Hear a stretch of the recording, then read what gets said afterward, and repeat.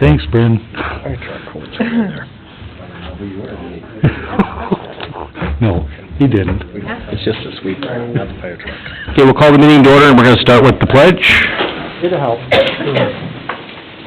Allegiance to the flag of the United States of America and to the republic for which it stands, one nation, under God, indivisible, with liberty and justice for all. Okay, we'll start with the approval of the agenda. Any additions, deletions, corrections? Dan, anything you have? I don't have enough. Dwayne? You got the one Okay, I'll get that. Anything else, Tim, besides the two? Bonnie? No? Okay, we're gonna add, under K1, personnel, acceptance of police officer, and I'm sorry, Go to Jarvie. go to Jarvie's resignation. And then we're gonna add G6, Old Business Community Foundation dissolution update. So with those two additions, I'll entertain a motion for approval. I'll make that motion. Thanks, Dan. Do I have a I'll second? second. Thanks, Dwayne. All in favor? Aye. Opposed, same sign. Motion carries unanimously. Linda, consent agenda. Any questions for the administrator on the consent agenda? Other claims processed? Entertain a motion for approval of the consent agenda. Make the motion. Thanks, Lonnie. Do I have a second? Second. Thanks, Dwayne. All in favor, say aye. Aye. Opposed, motion carries. Visitors to the council, Christie and Deb, are either of them here? We have their stuff in the packet, so. Actually, I'm in representing them. Okay, perfect. Do you want me to come up now? You can come right on up, yep. Hi, Mike, you need this? Yeah, pull it down, that we can record you a little All bit. right. My name's Angela DiNatale, and I'm the new manager of the Legion as of almost 2 months ago. And Deb had to go out of town, and I believe Christy had some other engagement. So I believe that Deb presented this to Jan and Linda. I don't know. Is there a Jan and Linda on the council? Okay. So this is for a addition or expanding our current patio, which is right now a 16 by, I think it says 38. It's a very small patio. We have a large parking lot that doesn't get utilized. So the proposal is to extend that and fence around it, do a permanent fencing around the parking lot to enable us to have more events. For instance, like adding a beanbag league, and what was her notes here? Oh, with COVID, we get people in there, and then we can have more summer events and things outside to allow for it to be more COVID-friendly. I don't know if you all have pictures of this? We do, so including the packet, you should have an ArcGIS overhead. Yep. As well as the yellow submitted form that was submitted from the Legion, as well as the staff memo there. Yep. So yes, they do have some. Okay, good. The way it was presented to me too is that the plan is to have 3 gates that only are exit only from the fencing. So if we had alcohol out there, nobody could sneak in from the sides and everything, and so that would be exit only. They've added 2 spots for to back up vehicles if we have bands out there and they have a stage or something like that. I don't know what you want to know. Well, I think that's a good breakdown. Okay. What's your timeline for this project, Well, probably, and we have some events coming up this summer where we'd like to utilize it. I know we have a larger event July 24th, but they were discussing adding maybe a beanbag league earlier than that, and that would be good. Let me see if there was any other points here. Yep. So, like you can see, the existing patio is quite small, so they add on. It would pretty much take up right in front of the building, right to the side of the building there. And then we have more parking out back and the gravelled area, and we don't typically even use this area for parking. So basically, you're just extending the permitted liquor license area, so you don't have to apply for a special permit every time you want to do an outdoor. Yes, exactly, yes. And that was my question too. So if this was approved, then do we not need, that our liquor license is just expanded to that area? Okay, The only thing you may need is an event permit if you're gonna have noise, if there's gonna be a band. But like that's a pup? That's just an event permit. Okay. Then permit for a band, okay. Okay, any questions? The other thing, I know that, staff will have some comments for you, but the idea we had was to make it a solid fence, Yes, so that it's kind of a privacy fence. Yes. Because, it's a little bit like what Events has at their facility, you know, it's kind of that, they've got a wooden one there, but it'd be up to you what material you'd want to use, it plastic or wood or something like that, but just because of the proper screening for the, you know, the neighbors and that sort of thing, so. right, now, is there a height requirement? I think, Or- Linda, you were looking at recommending We suggest a 6 feet. 6-foot Okay. requirement. Okay, is there a, material? No, as I said, I think, you know, there's, examples throughout town of plastic, like a white plastic privacy fence, or a wooden, you know, something like Kinda that. like events, Along okay. those lines, panelized kind of sort of thing. Okay. Okay, Would you want them to just make sure we see a sample of it before they put it up, just so we don't come back and say it wasn't? Yeah, I think staff will coordinate with them. I mean, I Right. think, you know, you have a general idea of what we're looking for, and, Yep. you know, certainly we're glad to go up and take a look and make sure that everything looks good before Okay. you go out and set everything up. But once you have more information for us, I mean, depending on how the council feels about authorizing it, Okay. I think Linda would continue to coordinate with you on that. okay, that sounds good, okay. Be a building permit, right? Yeah, and they'd have to get the building Yeah, permit. so the building permit would cover any conditions we put on it tonight, yeah. There's no building permit for a Not for the fence. fence. Not for the fence? Okay. No, okay. That's kind of what they're talking about tonight. Okay. Chief, does this cover all fire exit safety? I'd have to look into it.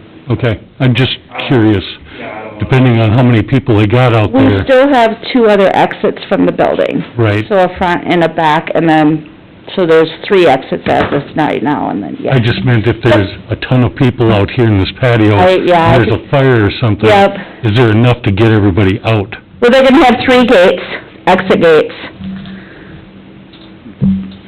So, I don't, We could take a look at it. Yep. That's a really good point, Lonnie. Yep. Well, if you don't mind, maybe we can touch base with you and just make sure that it's, plus we'll need to get an occupancy number and that sort of thing too, for what they can Oh, still handle yeah. based on square footage and everything, so. okay. Not only that, for access for the fire department, if there is a fire in the Legion. I think she mentioned you did say you thought you'd be able to back some. Yep, and I don't know if that was on the original document, so she did add on the side here 2 different larger gates that would have, I don't know if they're gonna be a sliding, or if it's gonna open for vehicles to back up their equipment and like a stage or whatever they need, so. That's not on this. That wasn't on the. That was- No, yeah, she just jotted it down the other day. The one question I had regarding this is, since this is bordering 2 streets, and other times when we've had similar things like this, they've been temporary for an isolated event, this being a more permanent facility, whether we need to have some sort of barrier from the street to prevent, you know, an accident or something barreling into that. In Rochester, they've got these cement barriers and things and to protect people who are sitting there. Parking bollards or something. Yeah, I just wonder if, I mean, that adds quite a bit to this, but it's certainly a concern that I had immediately thinking that this is adjacent on 2 streets. Yeah, certainly the Main Street angle would be probably where there's more speed involved, but, you know, it's possible somebody could still back up and do it even off of the side street, right? Yeah. Even a parking bollard wouldn't be that expensive to stick. Really, you have 2 driveway entrances there, Right. basically leading to the fence too, so that even might be a bigger concern, as opposed to leaving the roadway. And the only question I have, and it's out of my own sheer ignorance, is there a parking space requirement for this part of town? No, okay, thank you.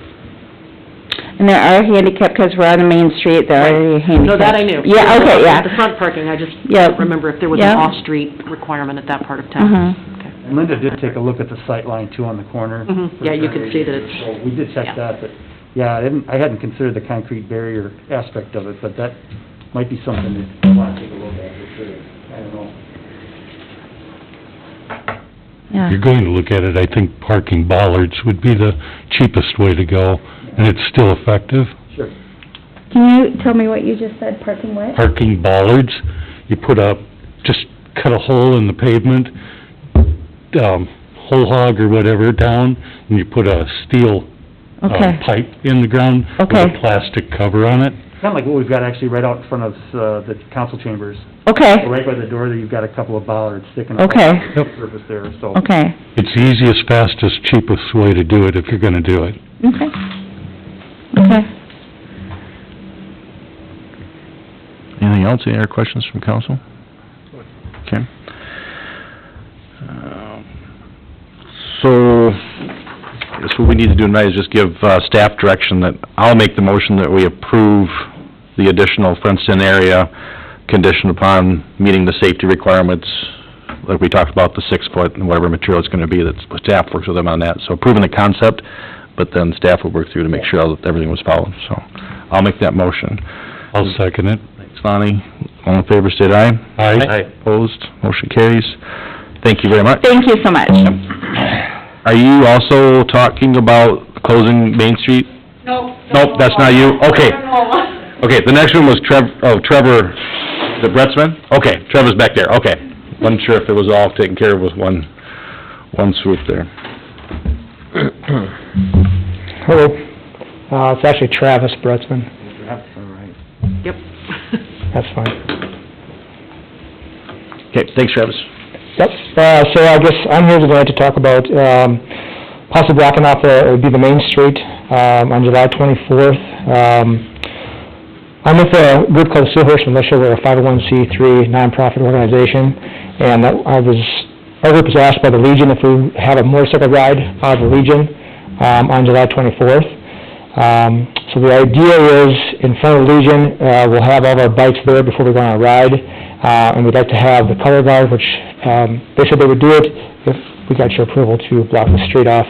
It'd probably be only like 15 minutes, I'm thinking like from like 11:45 to 12. If they're only walking the block, it should be, pretty quick. Be kind of like opening ceremonies is where we'd be. What we're doing is we're raising funds for the Gold Star Family Memorial. You guys obviously know where that's at. We're going, the proceeds for our ride and the events that day are all going towards that. So I'm just here asking if it'd be okay if we, I don't know if it'd be a police, fire department, whoever would block the street off for us for 15 minutes. That's what we're asking for. Okay.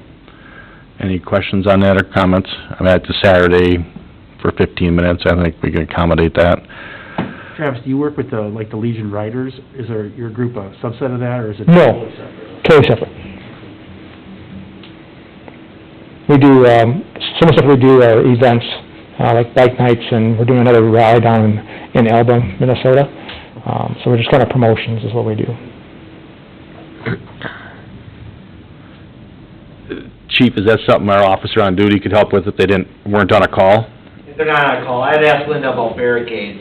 Okay, so we can get Charlie to drop some I think we barricades would take care of off. those ahead of time, and we can coordinate that a little bit, but the biggest issue would just making sure that people are informed about it ahead of time, so that people come to drive downtown and they don't get stuck or something like that, so that's probably the biggest key. I have one thing, not trying to sway you, but don't you want it a little longer than a half an hour?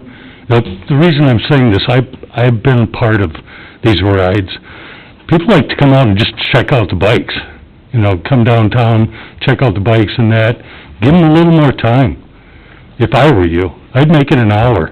Well, we're only blocking the street off long enough for the color guard to go through. I get that. But the people can come and see their bikes, they're gonna be right there by the sidewalk. They Okay. can come and see them anytime they want. We're actually coming back, we're coming back there probably around 5 o'clock, we're gonna be back to the Legion that night. I'm just No, suggesting. I get your point, yeah, but we don't take the whole main street away from people Right. trying to get through, it's just super busy, but Yep. I appreciate you coming out and look at the bikes, that's awesome. I was gonna say. Speaking of which, we actually have a guy who's bringing his custom-made motorcycle, it's made just for veterans. It's got, spray paint on there, or not spray paint, but it's airbrushed, all different, tributes to the military. We're gonna put that by the Rock, so kind of a celebration of that. We're gonna have a heroes wall as well, so anybody that has, anybody they served with, or anybody, loved ones they've lost, they can come and bring that and put it up on we have a board, and people can write on there, it's just a celebration. So, Good cause. yeah, we think so, absolutely. Any questions from anybody? I'll move to approve. I'll second it. Okay, all in favor, state aye. Aye. Opposed?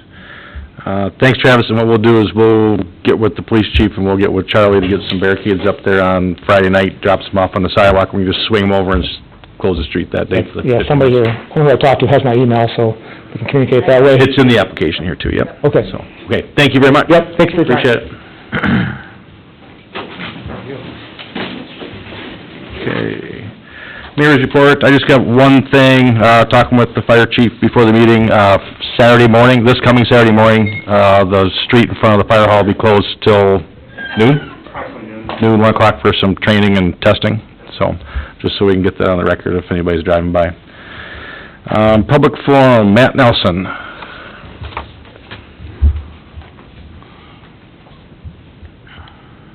Good evening. Do I have to say my name and all that? Name and stuff address, in please, there? yeah. Matt Nelson, 1004 First Place Northwest. Wanted to talk about sump pump inspections. I got my inspection done a couple of weeks ago. We're one of the lucky ones. We haven't had a sump pump. We've lived in that house for 20 years, but we do have a sump basin. And I'd say that the two people that came in to do the inspection were very polite, very professional. But at the end, they gave me the red card and said that I need to fill in my sump basin.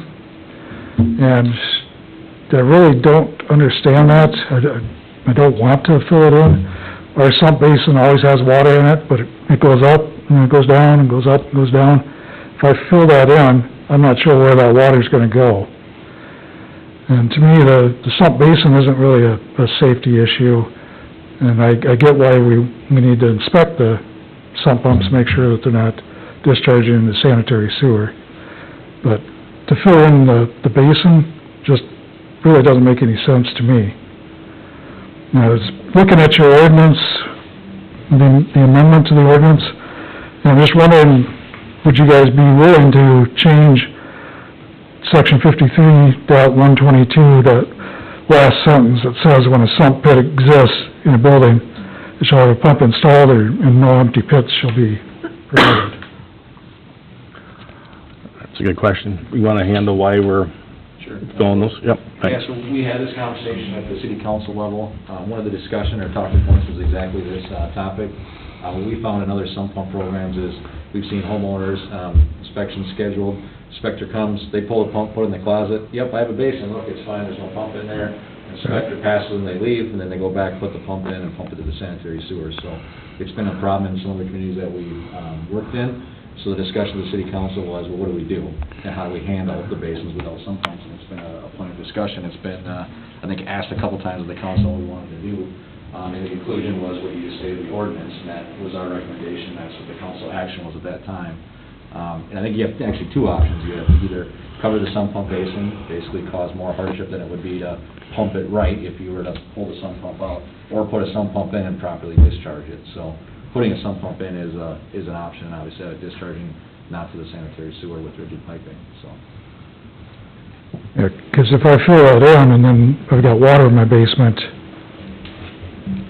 whose insurance covers that? But if you get water in your basement, okay, if you put a pump in, where are you gonna pump it to? That's what our point is. Well, yeah, my point is, I don't need a pump. The basin's doing what it's supposed to do. But if we happen to get 3 7-inch rains, where it's just nonstop water, and it's not going back down, Then I'm gonna get a sump pump and I'm gonna do it the right way. If I got it filled in, I can't do that. So your option, and probably what I'd recommend is to put a sump pump in and get it pumped out, and then you would be compliant. You wouldn't necessarily have to put it into the sub-drain, just get it outside the house. And I've got a finished basement, so.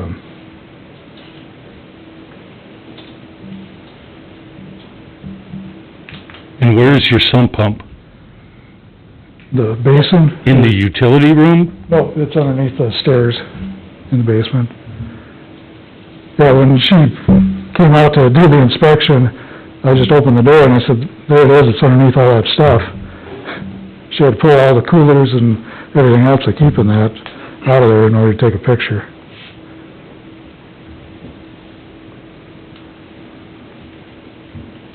To me, it seems like an unreasonable request to ask me to fill it in.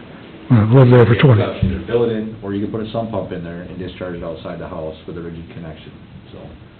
There's a few options there, the homeowner can make a decision on. Okay, it doesn't seem like real rational thinking. Why not do more inspections? Come back once a year and take a look. You're gonna be able to tell if it's Because been Matt, used. I had at least 3 neighbors when they did the inspections, how many years ago was it, when Yeah, both about of you 12. were on council? Yeah. When the first round was done, who put the pump in when the inspector was gone. Inspector came to inspect it, pulled it, said, no, I have nothing. So it's not a rarity, maybe not so much in the newer parts of town, but in the older parts of town, it was commonly done, and they drained it out into the sanitary sewer. So I have to pay for those people who are doing the right thing. They all now have the actual proper installation in. Those particular houses that I'm thinking of do. They have the hard piped pump in the pit. You see what I'm saying? I'm following the law. I'm not putting a sump pump in there. I'm not adding anything to the sanitary sewer. But now all of a sudden I've got to pay to do that because there's been a few bad apples. Does that make sense? Yeah, but when you look at it, when you say a few, there's more than a few, and it all adds up to, you're still paying for that same problem, because when they're pumping it into our sanitary sewer, it's backing up and everybody in town, so our goal is to fix it now, so we don't have to keep paying for all that extra fees. Yeah. You know what I'm saying? It's gonna cost you more in the long run if people keep bypassing the system. If we continue to make If exceptions. we keep, yeah. Because it all works down to where we're all paying more. I'm having a hard time swallowing this one. There hasn't been a sump pump in that basin since the house was built. Then fill it in. It was not a big deal. I mean, if I have the hole in the floor and it wasn't a big deal, filling it in, no big deal then. It's never gonna be a problem. Well, my point is, I've got water in there, and the water raises and the water goes down. If I fill it in, where's that water gonna go? If you're gonna fill it in, it's with like a gravel or a sand, it's just gonna float inside of that, it's gonna be the same. It takes up room. If it fills to that point to where you're filling it in and you're worried about the water coming up, I would have a pump in there now, because that gravel you're adding is not gonna put enough fill in there to offset that water. It's gotta... Is there an option to put I've got the sump lid on there and it's screwed in. Is there an option to put a solid lid on there?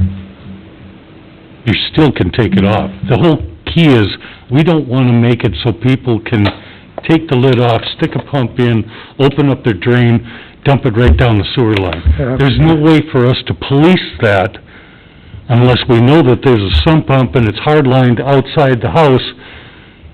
It's gonna be a lot harder for them to disconnect it, hook it into the sewer. When it's already pumping outside, they aren't gonna do that.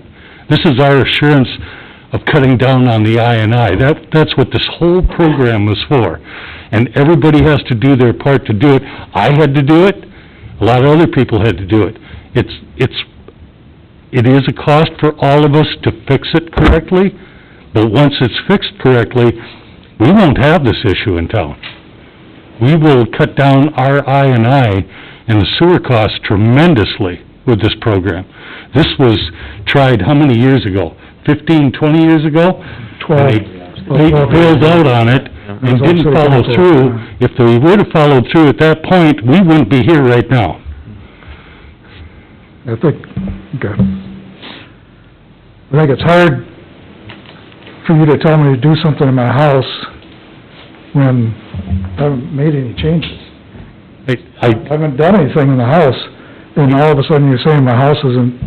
I understand that. Our house in Northeast never had water in the basket, but the people who live there now had to put a pump in and pump it outside, have it hard-lined outside, even though there's never any water in it. But it's just an assurance, we're not picking on anybody, we're making everybody follow the rules across the board. There's no exceptions. This is the way it has to get done if we're going to do it correctly. I know it doesn't make any sense to you, but when you look at the whole picture, those few people that were getting away with it from time to time to time, and it just keeps mounting up, this is our way of fixing it, once and for all.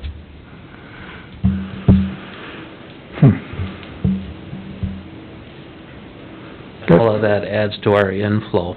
Yes. Well, yeah, and I get it, I was on council when we did it last time. I know the numbers. And your mention about, inspections, if we can't get our inflow volume down, those inspections will continue. And if you don't comply with the two options that we have, there are penalties associated with that. So, I mean, that's the stance that we had to take because of our inflow problem is to a dire position. Absolutely. I don't agree, but we'll come up with something. Okay. Thanks, Matt. Thanks, Matt. Thanks, Matt. Have a good night. Mike Heppelman?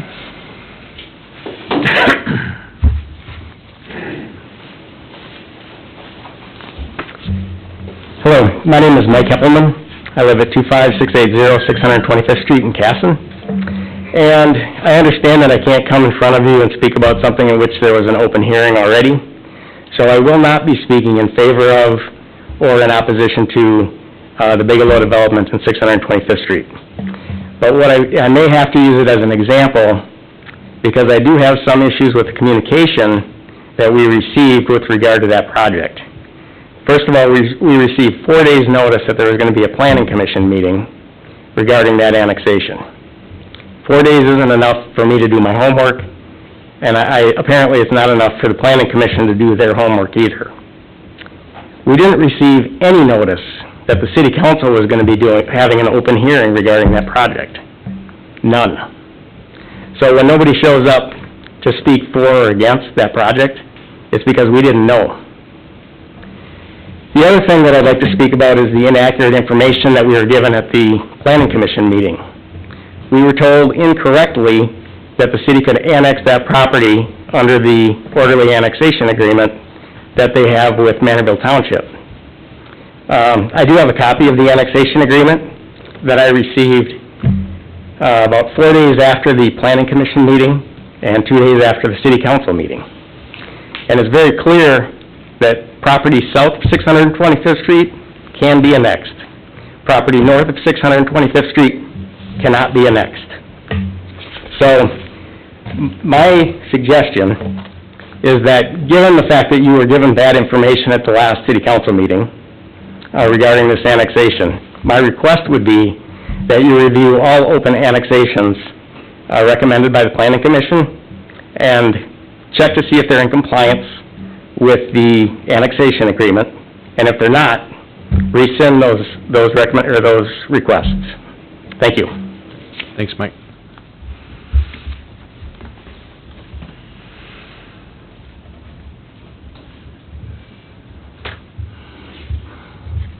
Okay.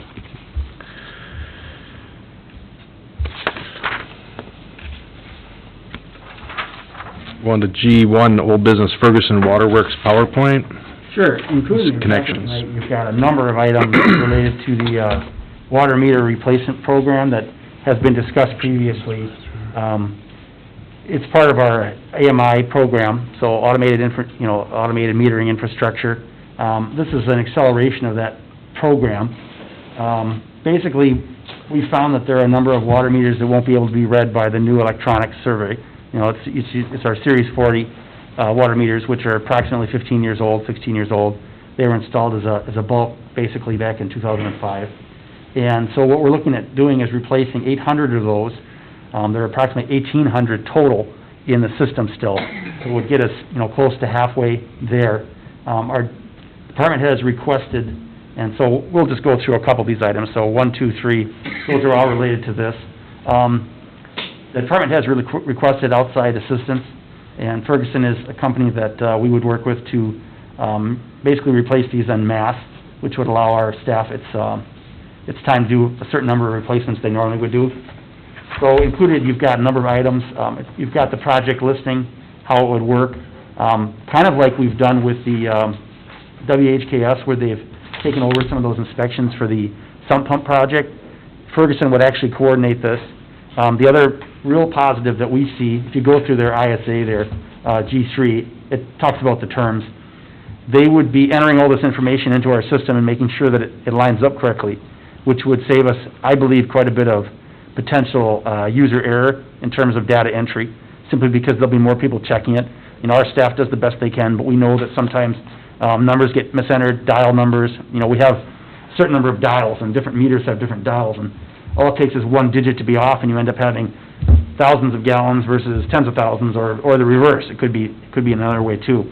As I said, I think the staff does the best they can, but we think it might be beneficial for us to eliminate some of this, potential user error, and it would accelerate our project. Instead of being a 2.5, 3-year project, we might actually be able to get a lot of the stuff done in 18 months, which would be ideal from our perspective. So, you've got the items there below. The meters have actually been acquired already, because we knew that we had to replace them, and they're budgeted, largely budgeted items. Some of the other work that we'd like to have done would be allowing for us to work with Ferguson to schedule those replacements. And what I've told Dave and our staff is to target replacements that are going to prove to be the most difficult for us. A good example would be replacements in the South Fork subdivision, which are difficult to access.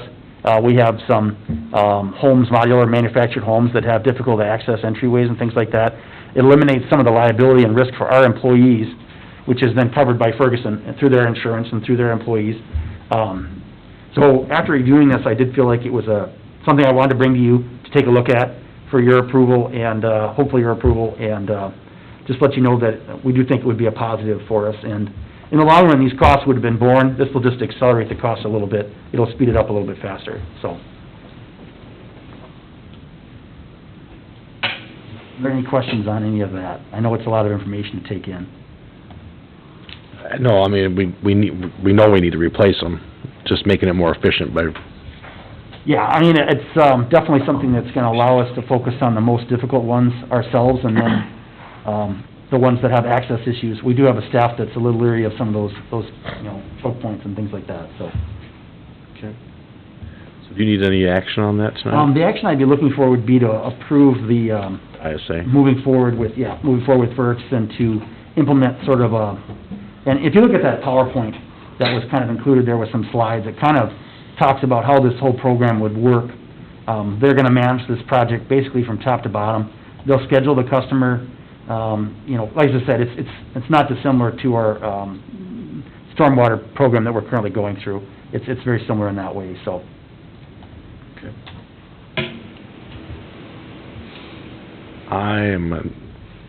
Any questions from council on that or concerns?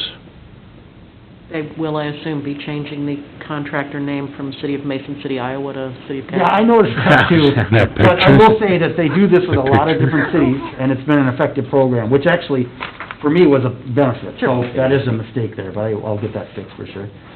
If Mason City would like to pay for it for us... Yeah, I mean, that might like be to kind leave of good, that we'll in just have there. them send the bill there, but yeah. But the bummer part, it says City of Casson on the... Yeah, right. You have? I did look at that, agreement as well. I noticed the wrong city name. The only other thing that I wanted to bring to staff's attention was just that there's a short period of time that you have to reject equipment. It's only 5 days. Mhm. So, from when they deliver it. So that's, if something is not working, just know that that's something you give them notice of right away. Sure, well, that's a good point, I'll make sure I bring that up. So, Or I'm could reading that be that, buyer expanded? shall provide seller notice of rejection within 5 days of service date of any faulty workmanship or installation? Yes. So does that mean we have to go around and inspect their installation? Well, Just I mean, follow them I around and think make sure it was installed We correctly? should know whether they're operating or not very quickly, based on whether the tiles are flowing, I mean, whether it's Okay. rolling. So, I mean, you'll know if it's functioning or not. Can't that window be increased a little bit? 5 Well, we can days. certainly check on that, that's not, I 5 don't have a days problem with seems that at all. kinda tight. Yeah, I mean, I guess, would 10 days be more applicable, you think? I'd say even more than that. Yeah, I mean, that's two full working 10 weeks. business days would That's be what I mean, two yeah, full 10 weeks. working, Okay. 10 working days, Whatever makes it, but 5 days just seems awful tight. yeah. Well, I can certainly amend See that if and they'll have do it, that. sent, if that's what we'd sign off on, that's fine with me. I don't think that necessarily, they seem very amenable to working with us too. I'm sure that some of that is, issues they've had in the past. I don't have a problem with making that change at all. I'm sure it's a template form that they use. Right.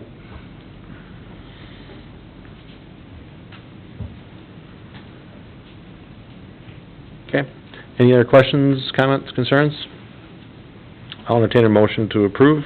I'd make that motion to approve. Thanks, Dan. Do I have a second?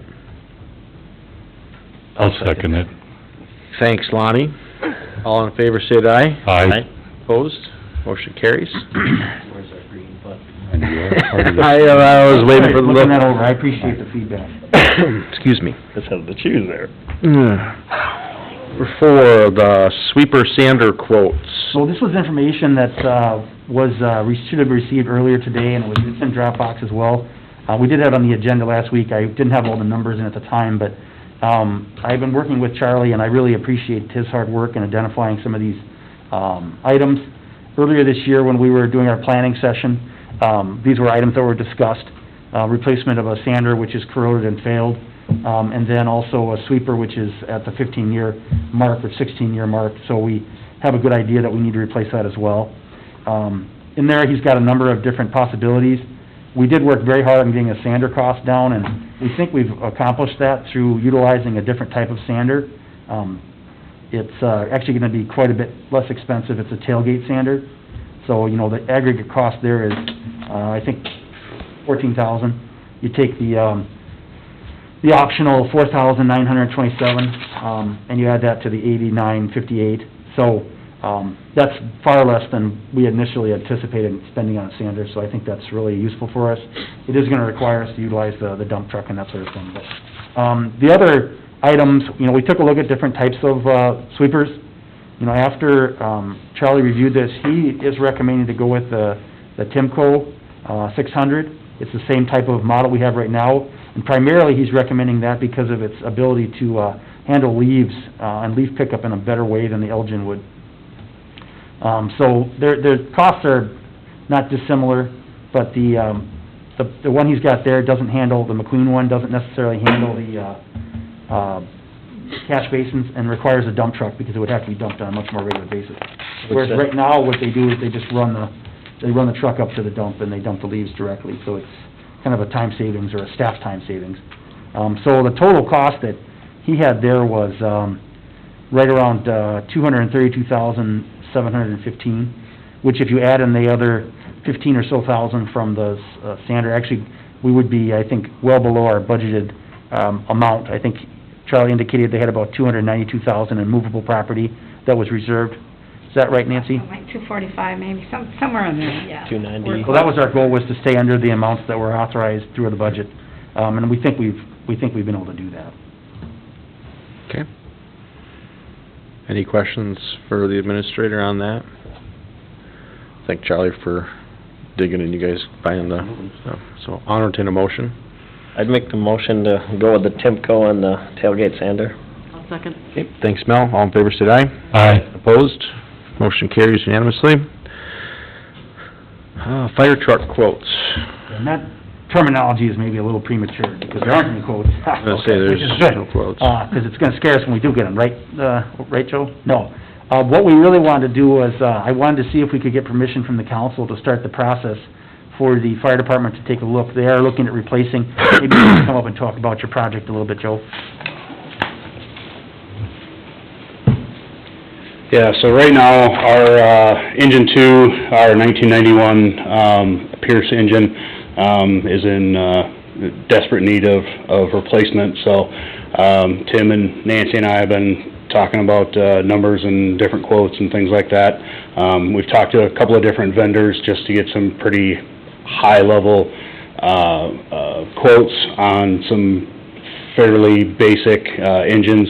One was right around $725, the other one was right around $650. So I believe we kinda just roughly budgeted, $675, was kind of the number that we would hit, that we figure we should easily be able to, get a truck spec'd and get that in. So that's kinda what we were hoping would get approved, and then at that point, we've got a couple of vendors that we'll work to get quotes through, get those specs and stuff, and then ultimately, once we have that and we have a hard price, we'd bring that back to you guys for official approval, so. Does that $675 include any trade or sale of the old engine? Nope. Nope, okay. Does that include outfitting it, or is that an extra cost? Most of the equipment that we will pull off of the current engine, we can put right on the new one. Anything else we'll equip down the road, so. I guess one of the questions was, bids versus quotes, you know, how you want, them to handle that. You know, how firm do you want these numbers to be before we bring them back, and what number are you looking for from the fire department? You know, are you looking for at least 3? What kind of process would you like them to follow if we, you know, start this now? Because it will take, I mean, what are you looking at, 12 months build out, something like that? Yeah, from get it specs, get it built, at least 12 months. I mean, you know, we'll be at 32 years, which I think is well above the average life expectancy. So we've got our money's worth out of that, the 1991, you know, model. And they've done a good job keeping it in good shape, so. Well, I don't know what, I mean, 2, 3, 4 quotes, bids, whatever, what's standard? I mean, there's only so many manufacturers you can go to.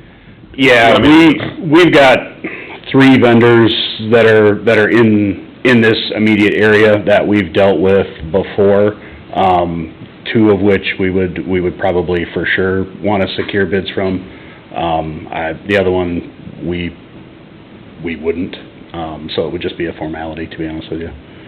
Yeah, no, whoever the vendors in our area are, we should give them from all of them to see what they can do.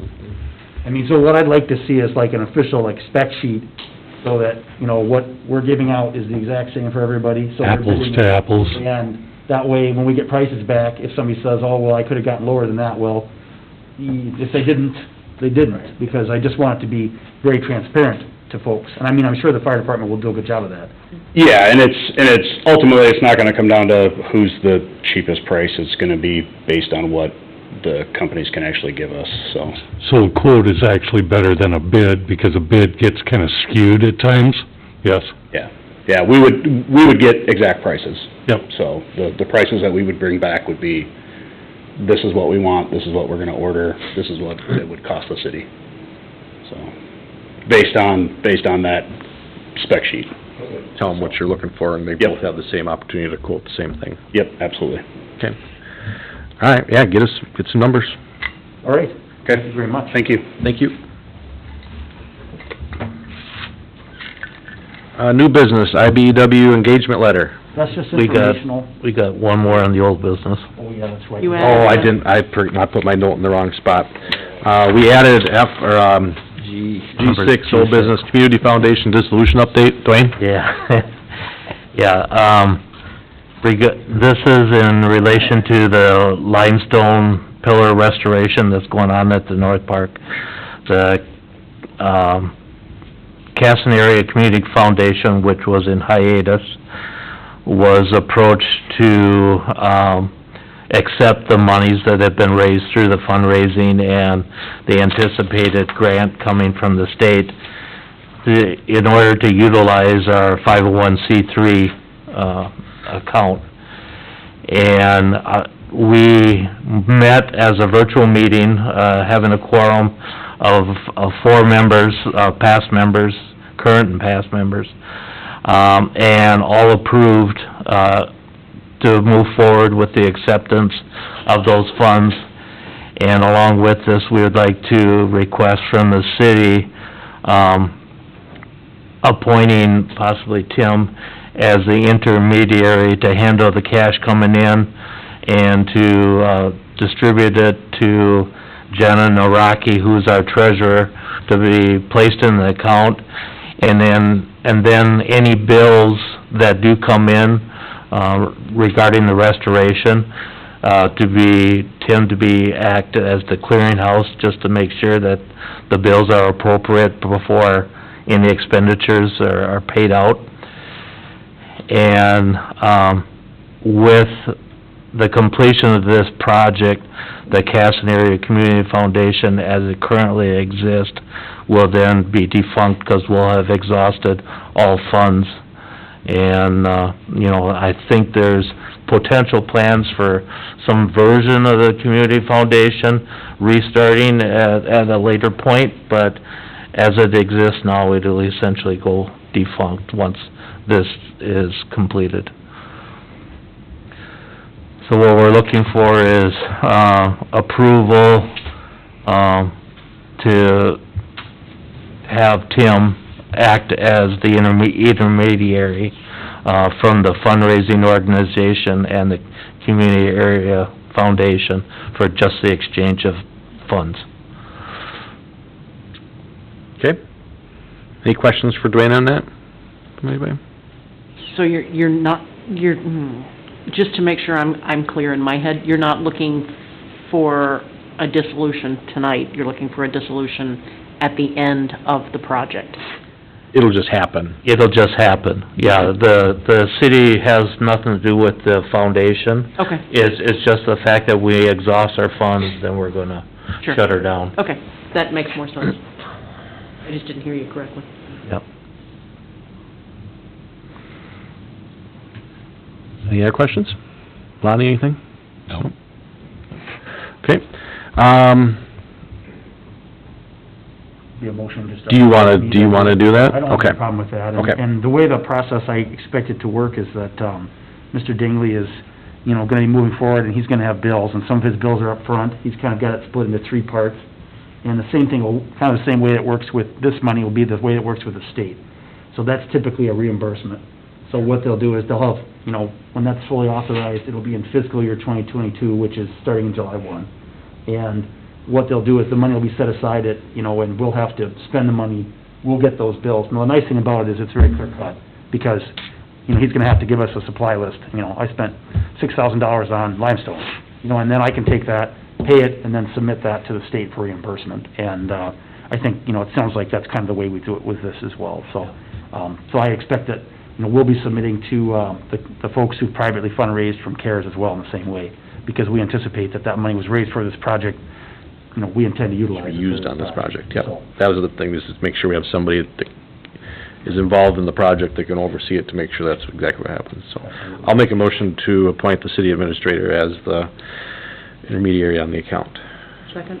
Thanks, Mel. All in favor, say aye. Aye. Opposed? Motion carries. Thanks, Tim. Thanks, Dwayne. New business, IBW engagement letter. So just informational, we were contacted by our public union representatives there, and at least for the IBW union. So when they get their ducks in a row, when they get their requests ready, we'll start that process. I would anticipate it probably in the next 2 months, sometime this summer. They'll be asking us to sit down, and the Bureau of Mediation has also let us know that they've got a copy of this as well, so. Okay. That time of year again. H2 City Solar Ordinance. So this is something that, and I've got, I supplied this also to our electric supervisor, and he's got me some corrections too, but just something to put on your radar.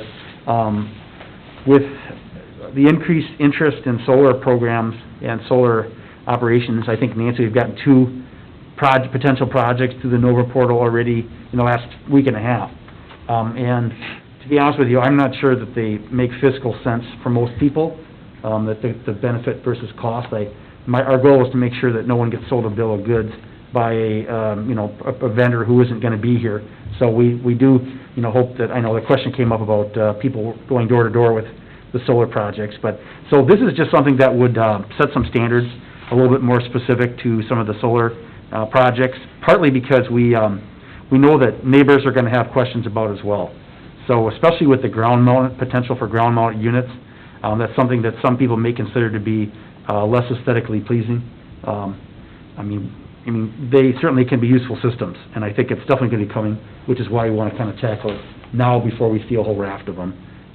Anyway, so that information is there for you to read through if you have any questions about any of it. Yes, Lonnie, go ahead. One point on, what is it, page 1, number 5? Sure. Feeder lines, all power, exterior electrical or other service lines must be buried below the surface of the ground, should have a depth. Sure.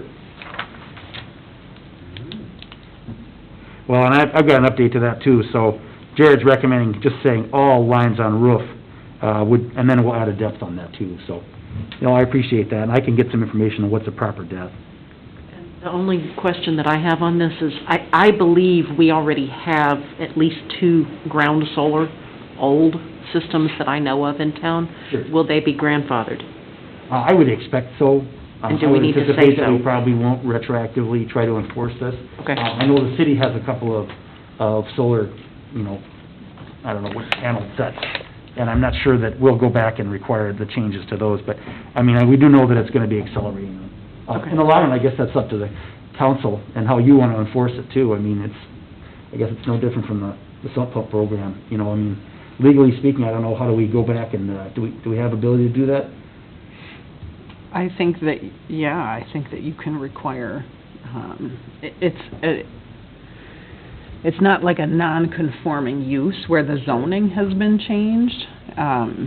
It's an ordinance that's applicable to anyone in the city. Sure. So, I guess, if the council chose to go back, we would certainly work with those folks. My goal is to get ahead of the new ones, because Right. there isn't a lot I can do about some of the older ones. Right. They were done at a certain period of time. If somebody would choose to replace that, Right. if it was not an efficient system anymore, I would say at that time, when they get their building permit, would be to make sure they meet all their criteria. It's slightly different from the sump pump scenario, though, in terms of there's not an ongoing hazardous condition. Well, absolutely, no, it's not identical, because you're right. The effect is gonna be muted to a neighborhood, whereas we know with the sump pump program, flooding is happening, and we wanna try and prevent that. It's a, public safety and health issue. Yeah. So these are more of aesthetic concerns that make Right, them... especially the ground ones, because they're pretty strange and funky looking. Yeah, they can be. They can be. Definitely. Right. So I just wanted to get this in your hands tonight. I don't need any action on it tonight, but, at some point in the near future, very near future, when I've gotten comments, I will definitely be asking for us to take a look and hopefully approve, some of these changes. So, just to clarify for folks. Because, as I said, I think we've gotten to already, the program, the systems are coming down in cost. More people are looking at them, so. Actually, can I just clarify what I said, because I think it might have been unclear. So this is like the solar, that would be a use, so they could be considered a non-conforming use, the older solar. Okay. Because it's addressed in this zoning ordinance, it's an accessory use. I think that's different than the sump pump inspections. I don't think that's a use that could be continued as a non-conforming use. I think that once the city has changed the ordinance is applicable to them. Sure. But in this case, this is a use, these older solar panels could be considered a non-conforming use. Okay. So that's how I would differentiate between whether or not you can force people to undergo those inspections versus forcing people to upgrade what they've installed to. Sure. I do see that as different. And with non-conforming uses, at the time that they need to improve, they needed to bring it in compliance. Correct. But there's no timeline associated with that. Correct. Yeah, as long as they don't make significant changes. Changes, yeah. Then it can continue as a non-conforming use. Awesome. Perfect. Sorry for that, Oh, if that was unclear to start with. That's good to get that Crystal clarification. clear I now. appreciate it. So that's all for that one. Okay, electric department, So we're looking legal at, this is services. an engagement letter we have with, a firm, basically related to, service territory acquisition. I know I've spoken about that before. We've identified a certain number of areas in town, and some of them are areas that are they're gonna be having projects coming in. The Zed is a good example, where we'd like to serve the school electrically. And so, Boardman Clark is a firm I'm familiar with. They represent our utility partners. And, this is just a engagement letter that, we're looking for approval for. Okay, this is something we need to farm out somewhere else, we can't have the city attorney do it? My Or do you not understanding wanna is do that it? typically this work is done outside of those. Okay, It's quite specialized. This is Okay, not all right. something that I would be that's fair enough. equipped. Okay, thank you. I'll entertain a motion to approve. So moved. Dwayne, Or second. Thanks, Zane. Whatever. All in favor, say aye. Aye. Opposed? Motion carries. I will note that it is actually a lower rate than what we were formerly being charged as well, which is the reason that Perfect, thank you. Ordinance change to sign language. We've had a conversation in the past, the council has taken a look at this, and our city attorneys advised us that the unlikeliness of enforcing some of the language in our current code related to signs. You've got the memo that I have typed in there, and I'm certainly open to other changes to it, but I do have some potential language in the parentheses or in the quotes there, which I feel might fill the gap as opposed to what we currently have. Yeah, I mean, we need to change it because the way it's written now, it can't be enforced. Right. It's against the law. That's right. So, I mean, I'm in favor of the change, so. Hey, what was that? 8 feet? That's a big sign. Oh, 8 square feet. 8 square feet's not that big. That's 2 by 4. 2 by 4. Ah, okay, I've thank seen you. people use 4 by 8s, that's Math, 32 I square don't do feet. math well, thank you.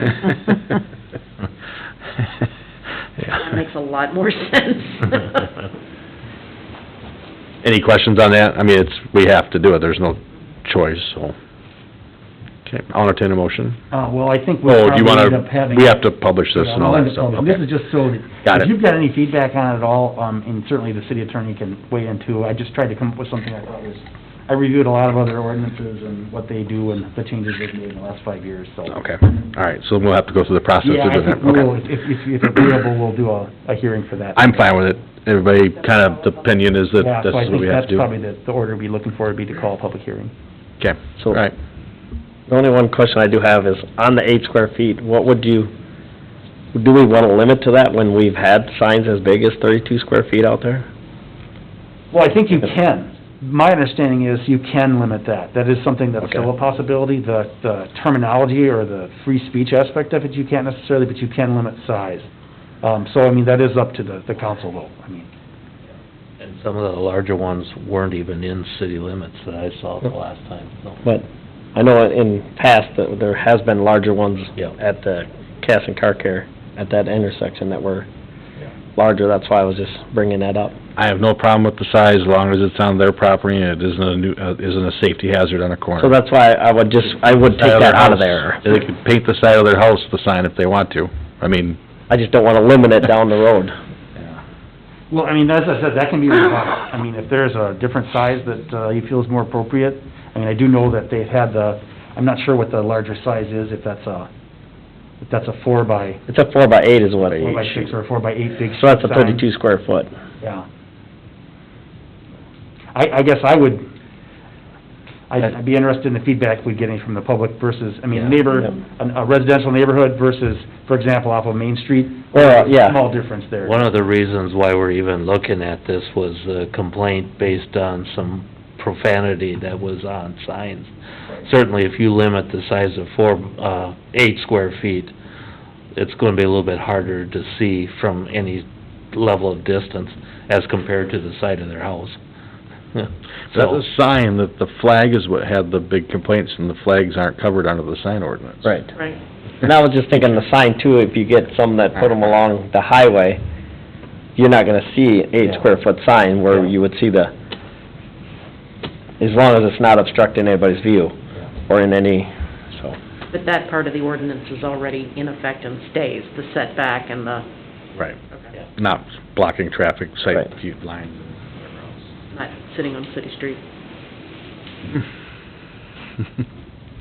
Anything else on that? Well, so would you like me to amend that to 32 square feet then?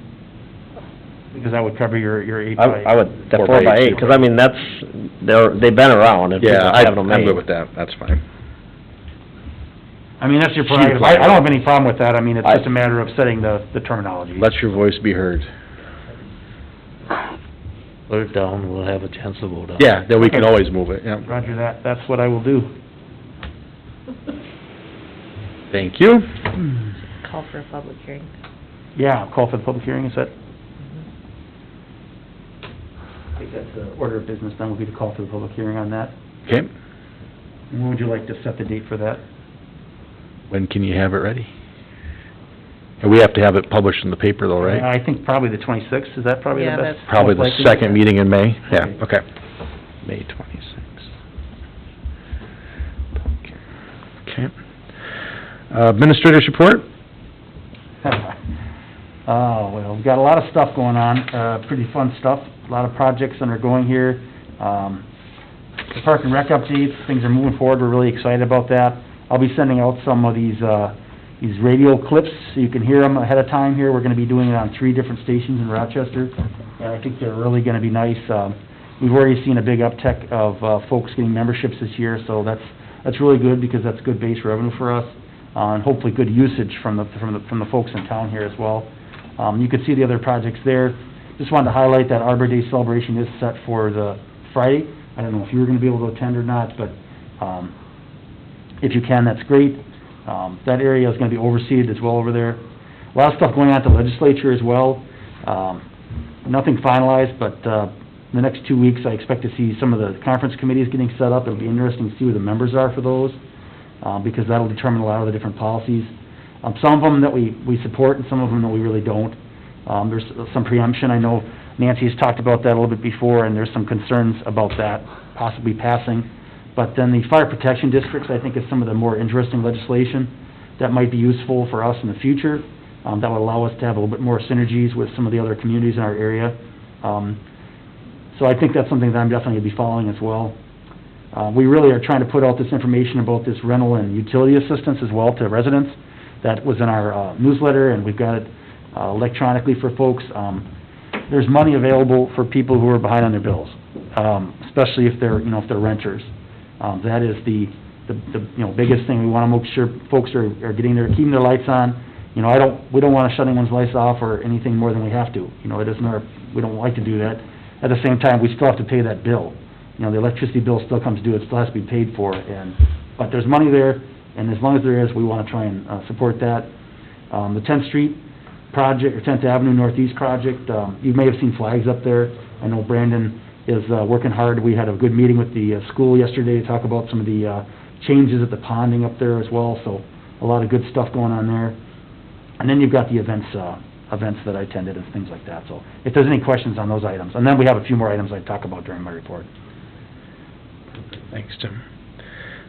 Any questions?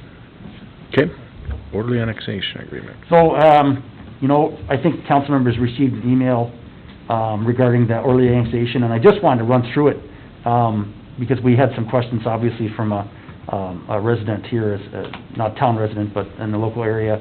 When I reviewed this, we wanted to make sure that we're doing everything correctly as much as we can. And I know that in terms of notification, that the city clerk has a process that she goes through, and she has a list of folks that she notified and the timeline that she did that. And I don't want to belabor that, but just directly dealing with the area of property that's being potentially annexed in there, I think it's pretty clear in the early annexation agreement that we're correct in our interpretation.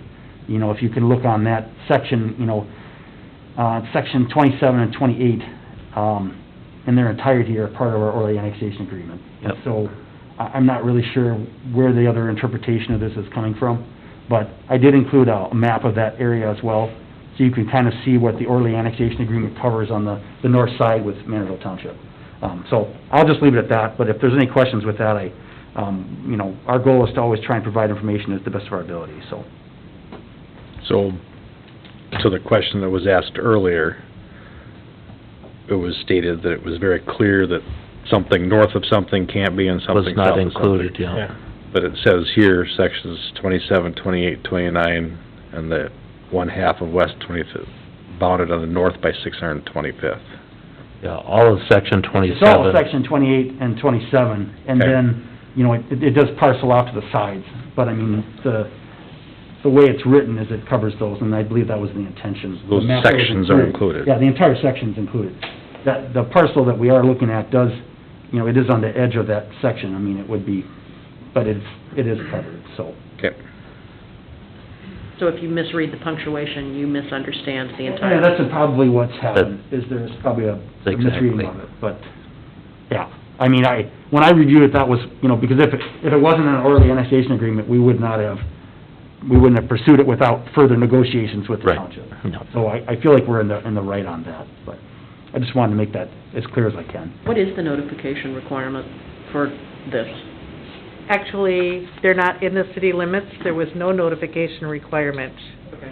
But as a courtesy, we still did 350 feet, and there's an affidavit that they were mailed on the 1st of April, and Heppelmans are listed in here, so it's all Yeah, if kept you'd like together. this, I mean, I do have the packet here that we send out, so if you'd like to take a look at it, Sure. and then that's great. I mean, because I had to ask Linda too, because obviously, Yeah. like I said, my goal is to try and provide information for folks Right. and meet the requirements that we have. Well, and it's the notification that seems to be the thing that people complain about the most. Sure. Not getting, and I get that, we can't tell the entire city because it's cost prohibitive to do so when most of them don't care one way or the other anyway. It was in the DCI also, though. Okay. So the public hearing notice That was was my next in the paper, and they got a personal mailed one that was mailed on April 1st. Okay. When was They the didn't receive meeting? it till the 8th, but that's just the mail. That's not That's my, right, yeah. And no matter how much communication you do, it's never gonna be enough. No, I get it, but I'm just in favor of over-notification as opposed to under-notification. Yep. As long as people get their say, it's better than finding out after the fact when the tractor shows up. Well, I will say, those folks were in attendance at the planning commission meeting. So Mhm. they did have a chance to interact at the time and give their comments. 'Cause yeah, I mean, absolutely, I share that. I mean, I would much rather we have more information available than less, because I think transparency is very important. Okay, thanks for sharing that. Wolf Wind. All right, these are just real informational. Just so you know, some of the things we were working on the last couple of weeks here, mostly on the utility side. You can see what our previous Wolf Wind allocation was. This is all part of our renewables that we have as part of our portfolio.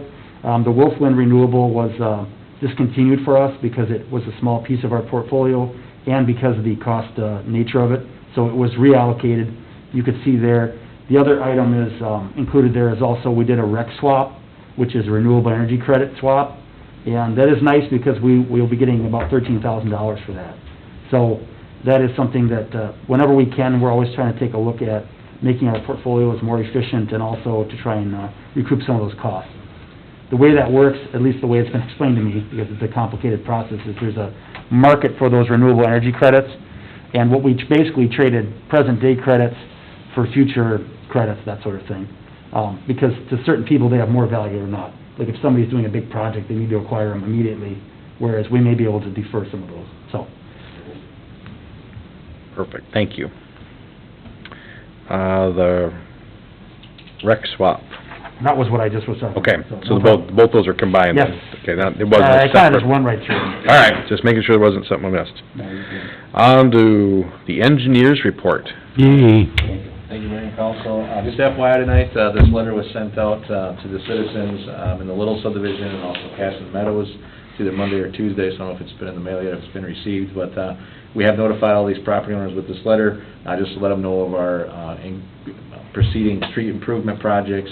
And then the backside of the letter showed the construction impacts, specifically connecting Little's into Casson Meadows on 22nd Street is kind of phase number 1, and then phase number 2, reconstructing 10th Avenue Northeast, after we get that connection, so we get everybody on Casson Meadows out through the Little subdivision there.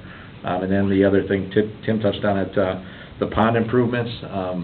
When we first got council authorization, included this as a 2021 project, we talked about a potential to the pond improvements.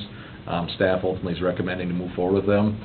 We started looking at the performance of that pond, and we think we can tweak that pond a little bit, provide some more flood protection to our Little subdivision area.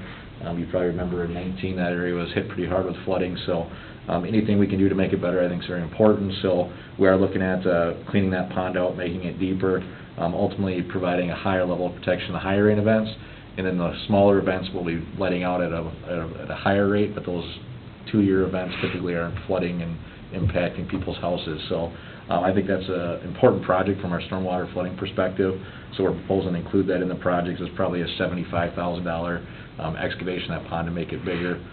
The pipe underneath the road we had planned anyway to do, so it's not a big impact.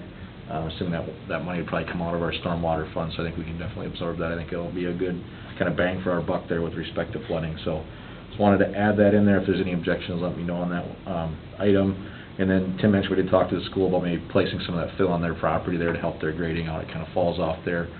We kind of build that up so they have more of a flat area in the school property, so we want to be conscious that we have the efficiencies there, whether it be cost on our end or make their kind of property better and make everybody kind of a better area there. So that's what we're moving forward with. And the letter does state kind of the project there, just so everybody knows. And again, we do have a public meeting planned on May 6th, which is a week from tonight, I believe, or yes, a week from tonight. Have one in the morning and the afternoon. I'll just have the plans out if people want to sit and look at them and talk about construction impacts. Not a huge impact to property owners, it's not like it's a reconstruction job. Obviously, access is very important, so just wanted to get everybody on the same page here and get them notified. So, again, just FYI, unless you have any questions, comments, or concerns. The pond that you're talking about, where is that located? So that kind of little tail there on that red map there, so as you come in on 10th Avenue, before you kind of take the hard left into Castle Meadows, it's that pond out. So. That's actually a pond? It's supposed to be. Okay. It's that's dry where- right now.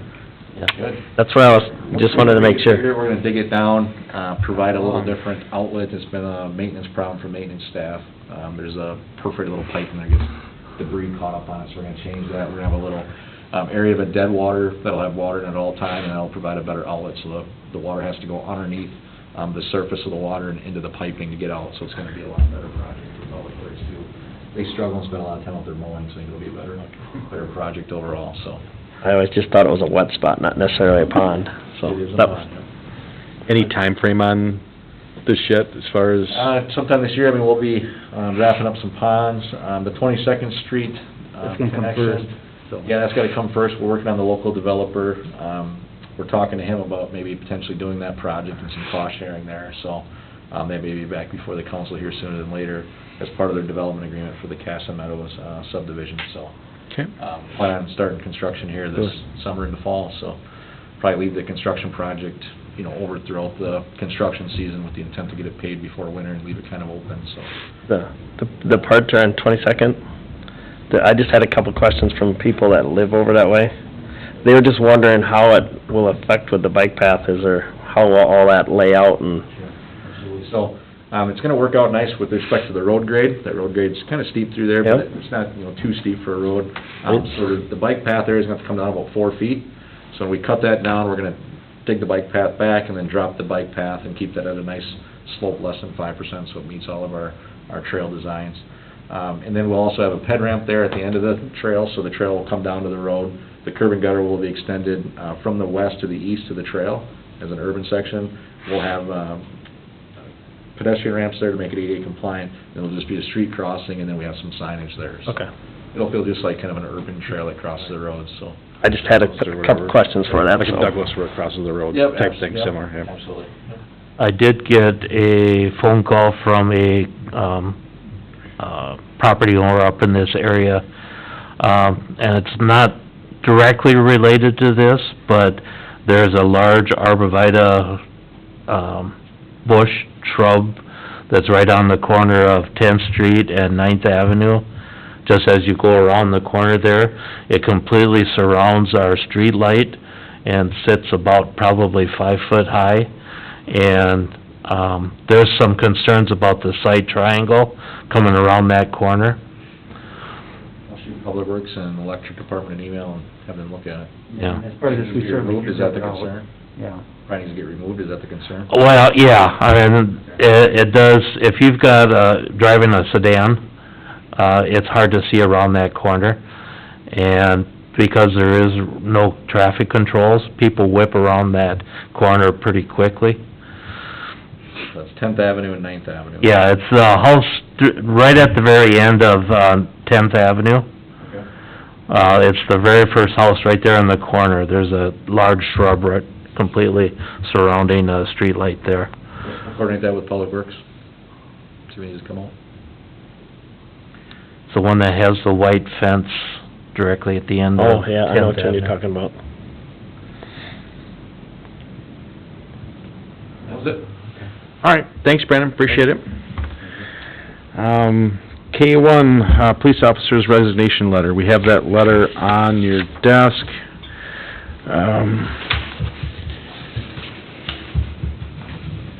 Anything like to add, Chief? Pretty straightforward. We enjoyed having him here, work here, but he got better out there. Okay. Okay, I'll make a motion to accept Justin's resignation. Do I have a second? Thanks, Mel. All in favor, say aye. Aye. Opposed? Motion carries. And I'd like to thank him for his service and wish him the best on his next endeavor there, so. Chief, do you have a plan at all on, so this kind of opens us back up to our previous state here, Right. unfortunately. I couldn't hear exactly what you're saying, but Just want to talk about your plan for this sort of situation. So that's gonna leave us with 2 full-time openings. The openings close at the end of the application period closed at the end of, this week on Friday. We've only received 9 applications so far, that's for both full-time and part-time. I anticipate everybody's interested in working full-time. Last time we had just, part-time openings, we had over 30 applicants 6 months ago, so, the job market's really tight for police officers. I think I reported to you last time, there's 36 agencies hiring, now we're up to 44 in Minnesota, and we're all fighting for the same applicants, so that's where we're at. Okay, thanks, Josh, appreciate it. Anything from the attorney, words of wisdom? Nope. Okay, correspondence, any questions on correspondence? None. Entertain a motion for adjournment. Make that motion. Thanks, Dan. Do I have a second? I'll second it. Thanks, Lonnie. All in favor? Aye. We are adjourned. Thanks, everybody, for coming, and we'll see you in a couple weeks.